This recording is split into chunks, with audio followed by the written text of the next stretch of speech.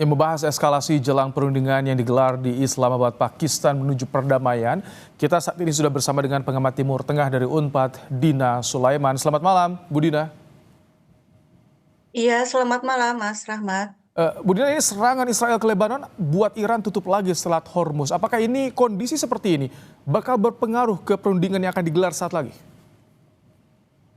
Saya pikir sangat berpengaruh ya karena buat Iran Lebanon ini garis merah ya karena Iran memandang bahwa perjuangan yang dilakukan oleh Hizbullah Lebanon itu satu ini ya satu kesatuan dengan perjuangan yang dilakukan oleh Iran dalam melawan Israel dan Amerika Serikat.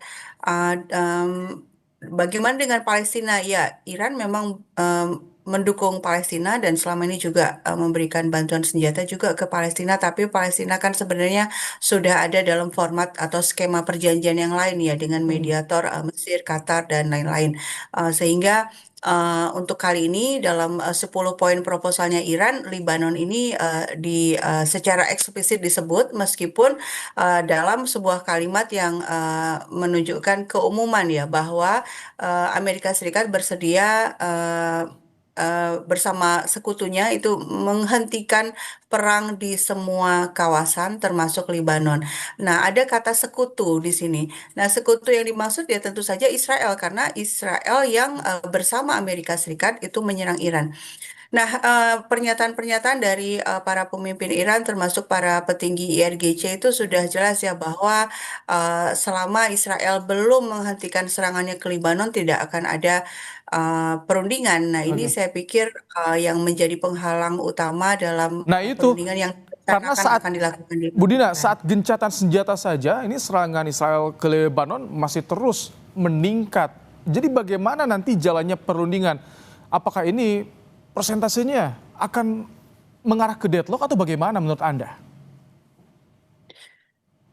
Iya, kalau persentase mungkin ya saya kurang bisa menetapkan angka ya, tapi kemungkinan besar memang deadlock karena apa?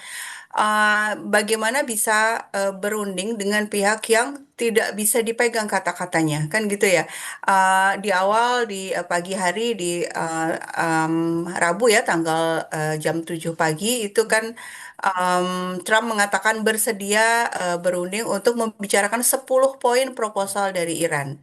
Lalu hanya hitungan jam Israel kemudian menyerang Libanon, lalu pernyataan Trump adalah Libanon tidak masuk dalam 10 poin itu. Bahkan juru bicara Trump secara eksplisit mengatakan Trump tidak menerima 10 poin tersebut. Oh, Loh, jadi gimana bisa berunding dengan orang yang pendapatnya begitu drastis oh, berubah? Awal oke. bilang iya, habis itu bilang tidak gitu. Oke, jadi kalau yang bisa Anda baca nih dari gencatan senjata kemarin itu apakah memang ini jalan pintas atau exit strategi dari Iran dan juga Amerika Serikat karena mereka berdua kewalahan dengan perang berkepanjangan atau apa sih maksud dari gencatan senjata kemarin itu?